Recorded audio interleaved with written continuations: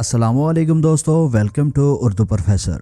दोस्तों, कैसा लगेगा आपको ये सुनकर कि डेड बॉडीज को ज़मीन में दफन करने की बजाय एक प्रोसेस के ज़रिए मिट्टी में तब्दील करके इसी मिट्टी से फिर पौधे और फसलें उगाई जाएं। सॉन्ग्स तो इंटरटेनमेंट के लिए होते हैं, लेकिन कैसे एक गाना 100 से ज़ायद लोगों की खुदकुशी की वजह बना। आपने कई लोगों के चेहरों पर डिंपल्स तो ज़रूर देखे होंगे और ज़्यादातर लोग इन डिंपल्स की वजह से तो काफ़ी अट्रैक्टिव भी नज़र आते हैं, लेकिन आखिर चेहरे पर ये डिंपल्स क्यों होते हैं? इसी तरह के दुनिया भर से कुछ इंटरेस्टिंग फैक्ट्स जानोगे आप इसी वीडियो में। तो मुकम्मल इन्फॉर्मेशन के लिए वीडियो के एंड तक उर्दू प्रोफेसर के साथ रहिएगा।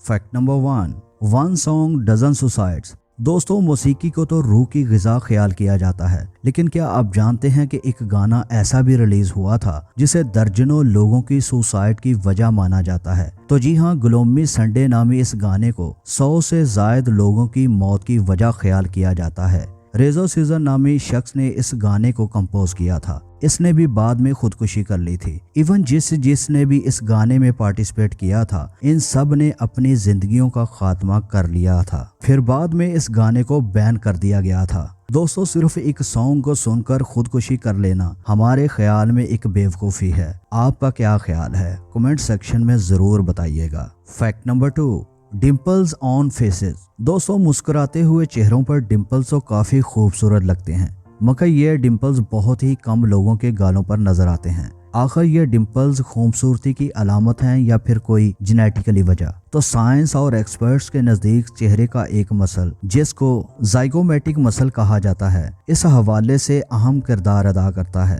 ये मसल चेहरे के इंप्रेशंस के लिए बहुत अहम होता है। इसकी मदद से हम मुस्कुराने के दौरान अपने फेस को दोनों साइड्स यानी गालों को ऊपर उठाते हैं। तो डिंपल वाले चेहरों पर ये मसल मुमकिन तौर पर 2 हिस्सों में तकसीम होकर नीचे की तरफ ढलकते हैं। तो चेहरे के मसल्स की कमजोरी के नतीजे में ये डिंपल्स हमें कई लोगों के चेहरों पर नजर आते हैं। वैसे दोस्तों, भले ही डिंपल्स चेहरे के मसल्स कमजोर होने की वजह से होते हैं, लेकिन हकीकत में ये डिंपल चेहरे पर काफी खूबसूरत लगते हैं। Fact number 3, human composting law, यानी इंसानी मुर्दा जिस्मों को मिट्टी में तब्दील करने का कानून। दोस्तों, हर मजहब में एक इंसानी मुर्दा जिस्म को इसके मजहब के मुताबिक इसकी आखिरी रसूमात अदा की जाती हैं। हमारे मजहब इस्लाम में डेड बॉडीज को जमीन में दफन किया जाता है। हिंदू मजहब में मुर्दों को जलाया जाता है। लेकिन क्या आप जानते हैं कि अमेरिका के शहर न्यूयॉर्क में एक ऐसा कानून भी पास किया गया है जिससे इंसानी मुर्दा जिस्मों को मिट्टी में तब्दील करके इससे पौधे और फसलें उगाने का काम लिया जाएगा।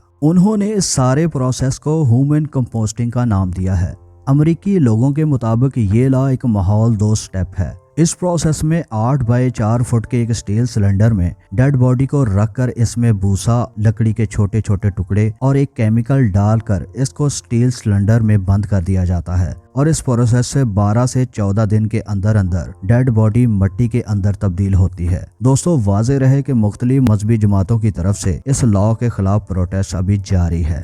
Fact number 4, reports as lawyers. दोस्तों, होता तो यही है कि अदालतों में एक लॉयर अपने क्लाइंट का अदालत में केस डिफेंड करता है, लेकिन कैसा लगेगा आपको ये जानकर कि अगर कोर्ट्स में वकीलों की बजाय आर्टिफिशियल इंटेलिजेंस रिपोर्ट्स अपने क्लाइंट्स को डिफेंड करें? जी तो दोस्तों, कुछ ऐसा ही है। फरवरी 2023 को एक अमेरिकी अदालत में डोंट पे आर्टिफिशियल इंटेलिजेंस नामी कंपनी का तैयार करदा डिजिटल वकील पार्किंग टिकट के एक शख्स के केस को डिफेंड करेगा। तो दोस्तों, ये बात हैरान कौन होने के साथ साथ वाकई ही में इंटरेस्टिंग है।